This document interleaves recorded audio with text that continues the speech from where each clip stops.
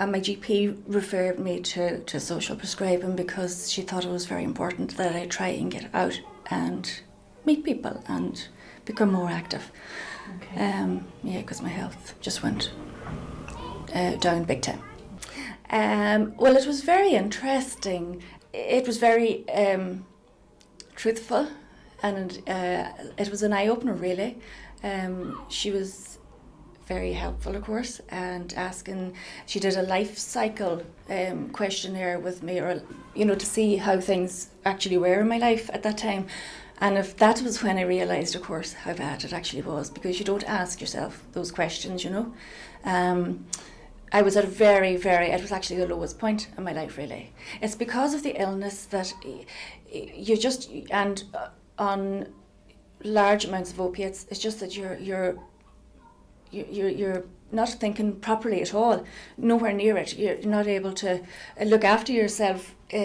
I wasn't even able to look after myself physically, never mind mentally, and realising what I did need. But that day was an eye-opener, and I realised how things were. And it sort of made me more determined that I have to step forward, And the social prescribing, I must say, really did drag me forward. And that's what it was like. It was dragging me forward. And I really needed it. And I'm so grateful for it, because I actually wouldn't know where I would be now at the moment if I didn't have it. I'm still in pain. I'm still in the same amount of pain, but the difference is how I am now mentally able to cope with it. Huge difference in how I'm mentally able to cope with it. And of course, the relaxation and the stress class on a Monday night teaches relaxation techniques, and we always would do a guided meditation, and teaching you about mindfulness. And the huge point of it for me was teaching me breathing techniques. So you breathe. Now I breathe my way through the pain. Social prescribing, it really helped me. It put an order to your life. It was just a fantastic guide. It opened my eyes as to how my life actually had been, and the changes that I needed to make, and how much the illness had actually affected me. Social prescribing was huge, because you don't realise when you're on major pain constantly and on heavy drugs, and you really don't realise how much your actual life has suffered. You don't have a social life. Well, I didn't have a social life until I came. My GP prescribed the social prescribing. I really didn't. It really opened up just a whole new window in my life, completely. And and people were aware, of course, of my illness rather, and it brought me out of my shell more, in that I gained more confidence. I was able to go in and speak to people and say, well, I'll have to kneel, and it was great though, but I've moved forward, as you can see now, in sitting, which is huge. People with medical illnesses, I hope now that they really, are given I hope ill people are given the benefit of social prescribing. I think it's fantastic. I don't know where I'll be without it now. And that's it, It's fantastic service, like for people that are sick and don't see any other way out, when you're on loads of drugs. You just don't think clearly at all, and that's it. And you don't realise how bad your life has gotten, the social aspect of it and that, And of course, I didn't realise before how important the social aspect is of everybody's life. It's vital, actually. And I would never have realised that before all this, But it's huge, yeah. So made some great friends and had some good laughs. Yeah, so definitely recommend it to people. Good morning, everybody, and thank you for the invitation to come along and speak today. That was just a wee video that was shown at the Social Prescribing Conference 2 years ago. It's not actually someone that I've seen myself personally. The presentation this morning is a combination of Anne Sheridan, who's the Social Inclusion Manager in Inishowen, and a wee bit about case studies that I felt personally people might be interested in seeing. And there is, I suppose, some crossover from about definitions and referral pathways that Lynn has already talked about. So I'm going to go quickly through the kind of formal process of social prescribing and get to the case studies at the end, and hopefully I'll take questions then too. So the definition is really about connecting people with social activities in their own community that already exist to enhance their general health and well-being. And who is it for? Anyone who's over 18 years of age, people who lack social support in their own community, unemployed, isolated, or people who are excluded, people who face the social consequences of disability or illness, the lack of opportunity for personal development, people who find it difficult coping with mental distress, and frequent GP attenders. But really, when anyone comes to see me as part of the social prescribing service, I say it's really for anybody who feels that they need it personally. Okay, so a lot of the research in Donegal was with consultation at the start with GPs, the primary care teams, and the community and voluntary sector. Really, what was coming through was that there were different programs out there, but they seemed to be around for maybe 6 months, a year, 2 years. But when GPs or other team members went to refer, they kind of were there for a short period of time and then disappeared. So social prescribing, they felt, would be something that they could maybe introduce and sustain it for the long term. The features of the program are: it's not counselling, it's person-centred, it's ongoing support for participants, it helps remove barriers to inclusion. The GPs are always informed, and I'll say a wee bit about the referral routes later. It's quite a simple process for referring people. It's managed by local primary care team partnerships. As Derval said at the start, there are 12 of us in post in Donegal. Not all of Donegal is covered. I have a wee map there later on that will show you the areas that are still, 3 areas are not covered. An area could have 8 hours of social prescribing. Some social prescribing coordinators will cover more than one area. I cover 2 areas, so I have 20 hours, 12 hours in Buncrana and Inishowen, and 8 hours in Carndona and Clonmany. And the most anybody has is 24 hours, which is really someone covering 2 12-hour posts. Okay. So we take referrals from GPs, from community mental health teams, from social workers, community psychiatric nurses, occupational therapists, public health nurses, dietitians, family resource centres, physiotherapists, and people can self-refer, and that is quite a big one. A lot of our marketing now is done through social media. Most of the individual social prescribing coordinators will have their own Facebook page. We have posters, we have flyers. It's just really trying to get out there, visiting schools, going to mother and toddlers, just trying to get the word out there. So people are coming through on a self-referral basis too. And it's a continuous thing to keep promoting the service. So types of things that we might signpost people to are stress control management programs, personal development programs, counselling if we feel they need it, community gardening, walking and fitness groups, library self-help books. The bibliotherapy element of social prescribing is one that I would use personally quite a lot, because even if people can't get out of the house, or sometimes people don't want to be in a group situation but they feel that they still need support, we would link in with the library to provide them with bibliotherapy books on different subjects, be it mindfulness, bereavement, whatever that they feel they need. It could be back to education type courses, leisure courses, parent stop family support, social dancing, citizens information, men's sheds, social leisure groups, women's groups, and addiction services, can be gambling services as well.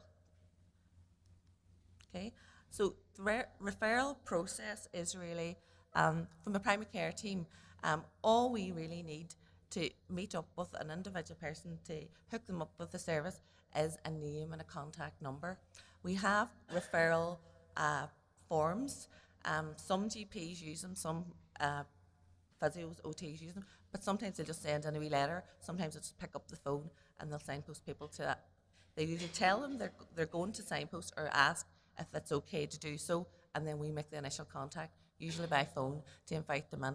And what I would do is really have a conversation with them on the phone, tell them briefly what the service is about, and then reassure them that even if they come forward looking to get involved, there's no compulsory element to it. If they decide that it's not for them, or there's none of the groups out there that they want to link into, and for some people, even coming along to have that conversation and to be listened to and to be heard is enough, or they want to go away and have a wee think about it. When an individual comes to see the social prescribing coordinator, we will usually give them about an hour of our time. And in that hour, we use a wee tool called the Wheel of Life, which is really looking at different elements. Things that we would chat about is maybe their sleep pattern, and sometimes they will score it from 0 to 10, 10 being perfect and not being disastrous, and see where they are within that. We'll look at things like their exercise, their healthy diet, what they do for social support and family members who's around them in their neighbourhood that they do connect with, what they do to relax, and maybe what contribution or what commitments they might have externally. And usually within that conversation, it kind of highlights to them what is going well at the minute and maybe what areas they might need to do a wee bit of work on. And from then we kind of lead on to what type of activity they might want to do. Once we've had the conversation with them, we always feed back to the referrer and to their GP. So we'll let them know that we are letting their GP know that they've accessed the service, and it might be as much, it's 2 or 3 lines, and we're saying, Carmel came along today and she has decided that she wants to get involved in a walking group. And then what we do is we see them initially for that conversation. We talk about the social prescription and what it is they might like to get involved with, and then usually 6 to 8 weeks down the line, we'll reconnect with them, invite them back in and find out if they've got involved in the activity and if it's been of any benefit to them. We don't carry caseloads, but people can re-refer themselves in again to the service at a later date if they feel they need it. Okay. So I've kind of covered that. So the GP is informed by letter. The initial response is sent to the referral agent just to confirm the person's engaged, and the further feedback a couple of months down the line. Okay, so that's a wee map of the different areas that are covered. So quite a lot of it, and Donegal is covered now, just the 3 areas that aren't. So there has been approximately 600 people have participated in the programme between September 2013 and June 2016. And there was an evaluation carried out by the Clinical Psychology Department from September 13 to September 14. We used the demographic questionnaire, the hospital and anxiety scale, and the WHO Wellbeing Index. So of the 119 people that took part in the evaluation, just a wee breakdown there, 69 were female, 31 male, 80% were unemployed, 80% were in receipt of a medical card.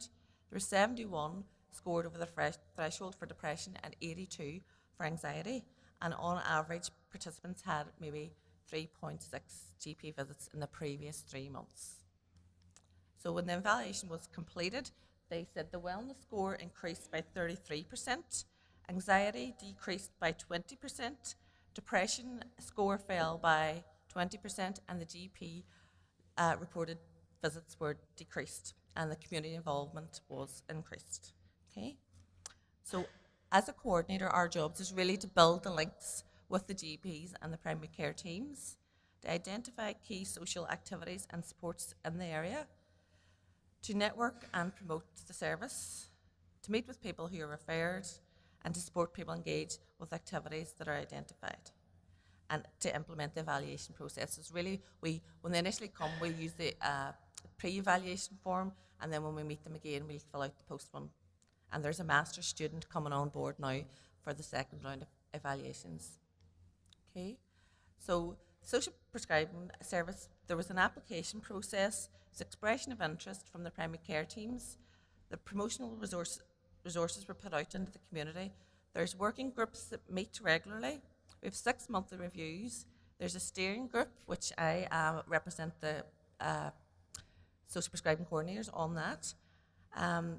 We have coordinator meetings and training. And that also, though we are all funded by the HSE and supported by primary care teams, we are all employed by different community organisations. So we're all have different employers, so we have our own relationships within different organisations there. And self-care support sessions.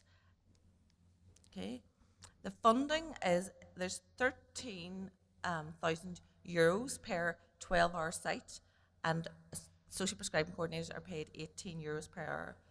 The funding comes from a mixture of health promotion, the National Office of Suicide Prevention, Social Inclusion, Family Resource Centre. So it's kind of a mixed pot of money that comes around, and we're funded annually, year to year. So the posts currently are up till February next year. Okay, so I put up there a wee slide just about personal experience. I'm in post now about 2 years, but I worked for 20 years as a guidance counsellor with the civil service, and from that I went to work for the RNIB as an employment officer, helping get blind people jobs in a recession, which wasn't very easy. And then I moved on to a post with a charity called Aphasic. It's Association for All Speech Impaired Children. So I have a child myself who has a specific language impairment, and they secured lottery funding in 2012 for 4 years. So it really was like winning the lottery for me to go to that post. But it was a home-based post. So I went from working in an office where there was maybe 120 people to sitting in my back living room with 4 walls looking at a computer. And home-based working, you know, sounded great. 2 small children and a husband who works away a lot. I thought, this is going to be great. I would say within 6 to 8 weeks, I started to think, why did I do this? And though I never called it that, I socially prescribed for myself during those 4 years. And the first picture there is just really anybody that was wining and dining or lunching knew that I was available at home and would pick up the phone and ring me, and I went with them wherever it was. As a result of that, I put on weight, so I had to join Weight Watchers. And Weight Watchers on a Wednesday night was a highlight of the week for me, quite sad but true. I met lots of friends there, it was a social activity, and it also was helping me manage my weight. Before I had my children, I would have been a sewer, and I used to make Austrian blinds, curtains, different things. That all went by the wayside, and then I started thinking, maybe I should get back into this. So there was a group that met in Bogside Brandywell Health Forum in Derry, which was mainly retired teachers and older women, but I found a hook there where I could go on a Thursday morning, take a few hours out. My post was 21 hours, so I had free time during the week as well, and connect with people socially. And then we got a dog who appeared at our front door. It's a rescue dog, but what he did for me was really force me during the day to take exercise and get out of the house, even though I was working from home. So for me, though I never called it that, I socially prescribed for myself during those 4 years while I worked from home. And if I hadn't have done that, I don't think I would have made it through the 4 years, because it really worked for me. But I suppose for people who naturally do it, lots of people naturally do it for themselves, and they don't even call it socially prescribing, but there are a lot of people out there who need a nudge, as I say. The social prescribing coordinators are the people who kind of try and motivate people to get out there. And one lady did say to me one time, she had issues around weight management and around deadlines for work. She was self-employed as well. And when I rang her up after our initial meeting and asked her, had she done the things that she'd said she was going to do, she did say to me, Carmel, this is exactly what I need. You coming behind me, beating me with a big stick, you know? So really, I have said, you know, you think social prescribing, you know, if you have a good friend, they will encourage you to get out and be involved. But what I found from the people that I met, surprisingly, there's a lot of people out there who don't have that friendship circle. They maybe are estranged from families. They just don't have the network. And if there are people who are already in the mental health system, sometimes the types of friends that they make there are not necessarily the people who want to push them forward and see them getting better, you know. So to me, it works well for a lot of people. Okay, so I've just done a couple of examples of people who have come to avail of the service. So we had a 43-year-old woman who came with depression. She was solely supporting her elderly mother who had recently suffered a stroke without the support of her extended family, and there was quite a few of them. There was about 7 of them. This young lady already had a young family and never got time for herself, though she had siblings who his family had grown up and left, and they were out socialising and getting involved.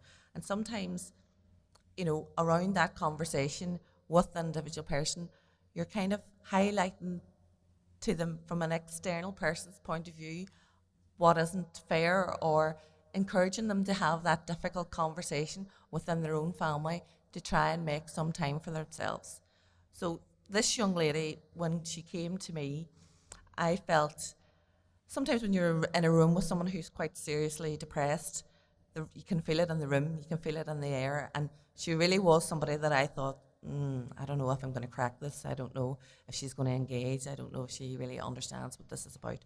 But I was delighted to hear that when I contacted her 6 to 8 weeks down the line, that she had actually had a conversation with her family about responsibility for caring for her mother, and a few of her other siblings had stepped in to give her relief, and now she was able to find time for herself to get to the gym. And recently, even though she's someone I maybe seen a year ago, she's just actually finished up an a quality of life program. So you keep people in your head, and you think, right, when new things come through and new courses come up, you think, well, you know, Mary might like that, I'll give her a wee ring. And they're delighted that you actually have got them on their radar. And, you know, on a quiet day, I'll flick through my file, look and see who's there, who I haven't heard from in a while. And sometimes that's great, because that means they're getting on with their lives and they're doing things. But sometimes you can ring and something can have happened and it can set people back, and they might want to come back in and see you. Okay? And this is a lady as well who I saw in the very early stages of me becoming a social prescribing coordinator. And when I went down to meet her at the front desk at reception in our office, she was kind of sitting like a wee granny. You know, she looked like your granny, my granny, anybody's granny, and looked like it was going to be a very nice, very easy conversation.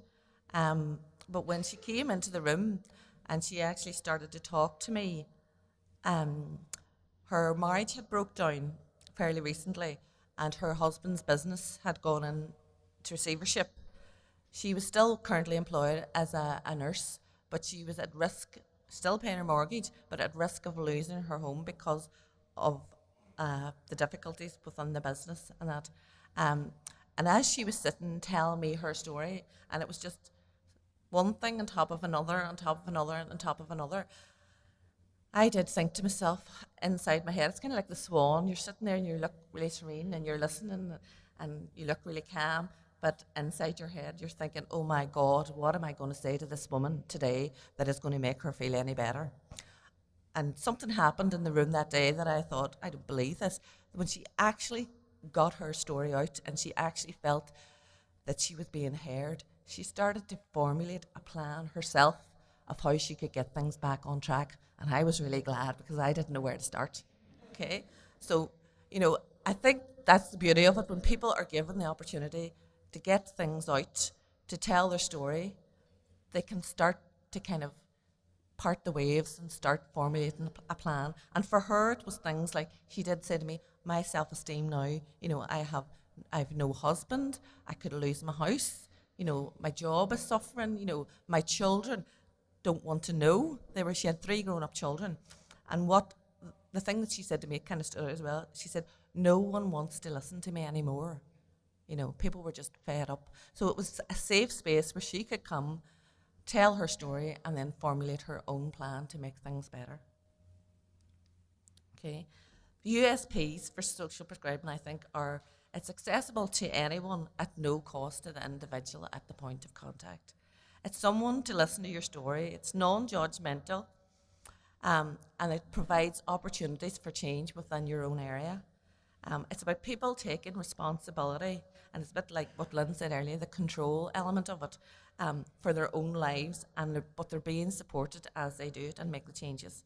So it offers practical solutions, and something that I found as well, I get referrals as well sometimes from private counsellors, and some of the men that come from private counsellors, so they've been through the counselling process, um, they love social prescribing because they don't have to talk about their feelings.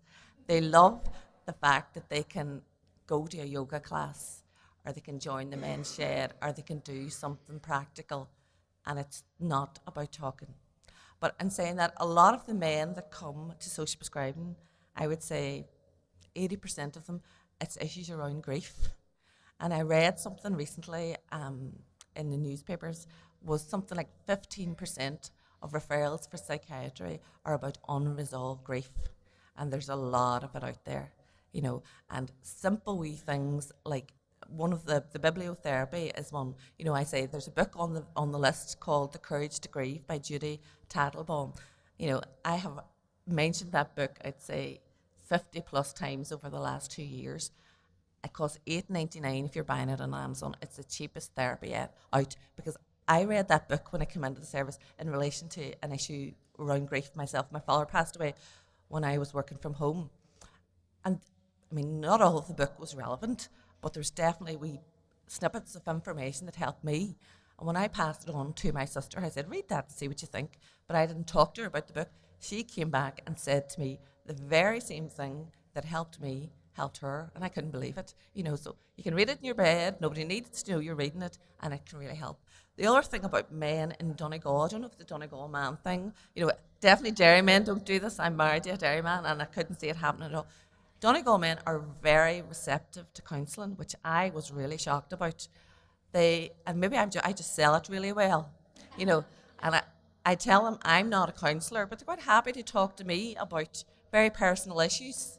Very personal issues. But I haven't had a man yet that I have mentioned counselling as a potential prescription that has said they're not going. And one man in particular, a 78-year-old man whose wife died suddenly 3 years ago, I couldn't believe. I mean, he literally cuts the grass and visits her grave, and that's his life. But he went to counselling for 12 weeks. And now he comes to a monthly coffee morning that I hold in the library in Buncrana. You know, so it's something some people don't want to be. Some people will say to me as well, Carmel, I wasn't sociable in my 20s, my 30s, my 40s. I'm not going to start being social in my 50s or my 60s or my 70s. But it's not always about being sociable.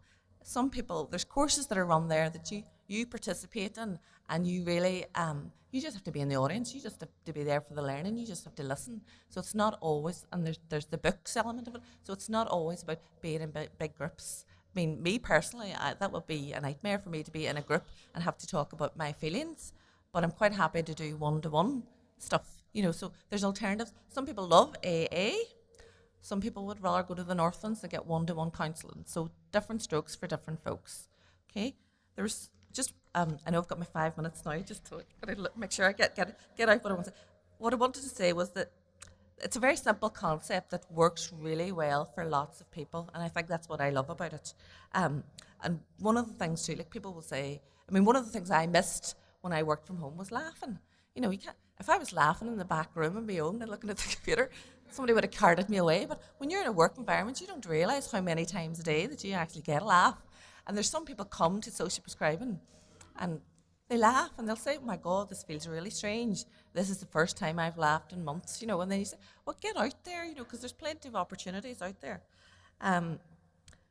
The thing, I suppose, for me is that it's practical things to get people back on track.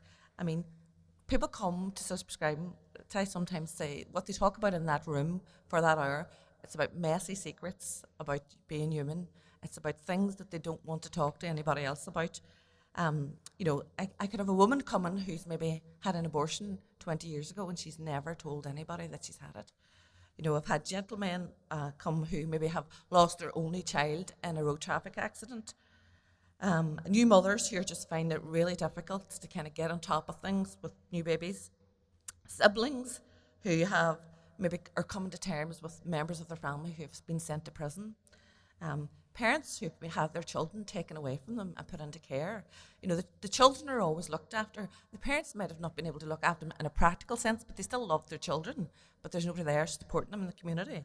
There can be affairs that they don't want to, in a small community, a small town in Donegal. People don't want to talk about their business. And it's great for me because I'm a dairy girl, but I'm very privileged to work in Donegal, but I'm removed from the local area. So people don't know me and I don't know people, so I think that really helps as well.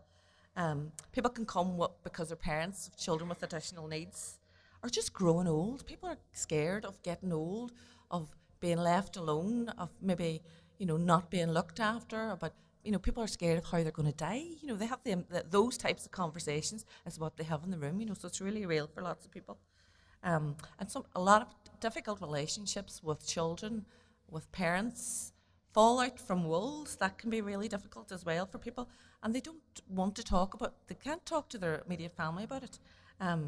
So for me, it's a hard job emotionally. It's probably one of the hardest jobs I've ever done. It's even harder than getting blind people a job in a recession in Ireland, but it's a very worthwhile job. And one of the things, I suppose, if you're thinking about the service for the longer term, is self-care for social prescribing coordinators. It wasn't built in initially to our programme, but we've had to fight for it, and we are now, they're looking at the HSE at providing a number of hours with a counsellor for social prescribing coordinators to access as and when they feel they need it. So I think that's definitely needed for the service. So I hope that's been informative, and I'll stick around for any questions later on. All right, thank you.